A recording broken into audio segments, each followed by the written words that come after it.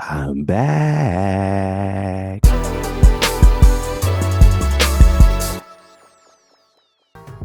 Hey guys, what's up? My name is Edward Towner, aka EddieBower. I'd like to welcome you to Behind the Glass, the tutorial series, which I am so honored and thankful and excited to be releasing, going over the tips and tricks and techniques that we as engineers use to create, mix, produce, record, edit, all kinds of things that are done to various mediums to put them out there to the general public. And hopefully you guys will learn something today, as I've learned over the last 20 plus years from some of the great engineers in the world. Before we get into that, please like, comment, subscribe, and share this video with those who might be interested. I would greatly appreciate it. Without further ado, I would like to get into today's video, which goes over the 5 key elements of mixing. That's right. There are 5 key elements of mixing. It doesn't matter what genre, it doesn't matter what style.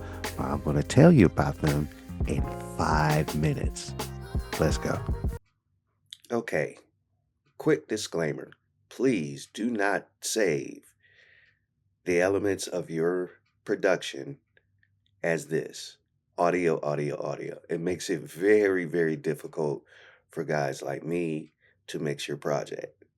So if you really want to start being in the professional ranks, I would suggest that you name your tracks. More often than not, your DAW allows you to name your audio file the same as you named your tracks. So if you named your tracks beforehand, as you can see here, now your audio files will be the same name. Now I can go back into your audio files and drag them as they need be.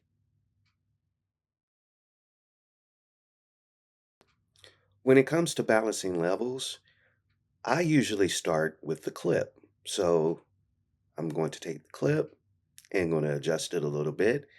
And especially if I have a lot of edits, I tend to go ahead and adjust the clip before I adjust the channel.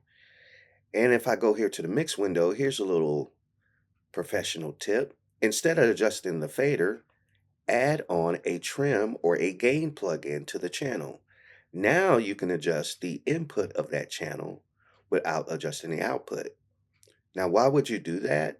The output is reserved for when you're going to your master fader or to the main output of your session. So I like to leave those faders at 0 until I'm ready to use them. By the way, get your signal to right above minus 18 dB. Okay, panning, which is always a very subjective conversation. But there are usually 4 tracks that I try not to pan either left or right. Now, every other instrument is very subjective, so pan to your heart's desire, but keep in mind you want your spatial positioning or your stereo image to be uniform across the board. So the 4 instruments I try not to pan are my kick drum, my bass guitar, my snare drum, and if I had lead vocals in this session, I wouldn't pan those either. So those are the only 4 instruments that I will leave in the center. Okay, the third step or the third key element of mixing is equalization or EQ, basically adjusting the frequency of various instruments or elements. This is where, some beginners or novice engineers get tripped up.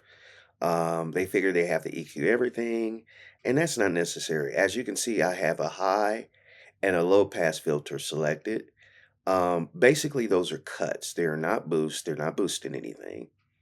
And they're just getting rid of frequencies I don't want in a particular instrument. Now, I just selected a parametric EQ just to show you the difference between filters and actual EQs. Now, my suggestion is to actually mix or EQ while you're listening to the session. Reason being, when you're EQing an instrument on its own or soloed, it tends to sound different than when you have it in a mix. So try that out and let me know what you think. Dynamics processing. This one is a little tricky.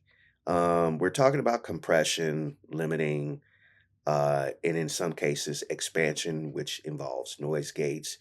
Noise gates basically allow you to get rid of sounds that are not needed, whereas compression and in some cases limiting decrease the dynamic range to allow those signals to be louder against each other. So when it comes to compression, be very, very careful because you can actually overdo it very, very quickly if you're not experienced in using a compressor or a limiter. But that's why, of course, you have me, and I'll tell you more about that in future videos. The last step is effects processing, and I see a lot of beginners try to do it the old-fashioned way, which is put an insert on the channel and put a reverb and call it a day. Well, professionals do it this way. They create what is called an auxiliary channel, which I just did here.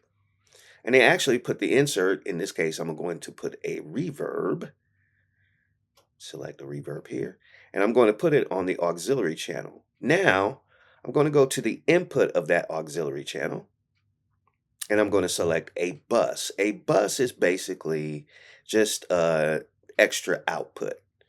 Now I'm going to go to the channel that I want to have that reverb. In this case, I'm going to select bus 1 and 2. You can see it's already highlighted. I'm going to take and put the auxiliary fader up. Now I'm going to move this track next to the auxiliary track just so you can see that the actual signal is going to the auxiliary channel, which is hitting the reverb. Now, this is the easiest way to get multiple channels to have the same effect, as opposed to having 10, 15, 20 reverbs on said many tracks. You can have just one reverb and have 15 to 20 sends going to that reverb. Well, as you can see, the 5 key elements are really the foundation for any mixing project. As I mentioned, I will be going over details of these various elements in future videos, as well as other tips, tricks, and techniques that hopefully you would like to learn and how to make your mixes sound better. This is EddieBower. Please like, share, subscribe, and comment on the video, and also check me out on various social media platforms. That's EddieBower Music. Till next time, peace.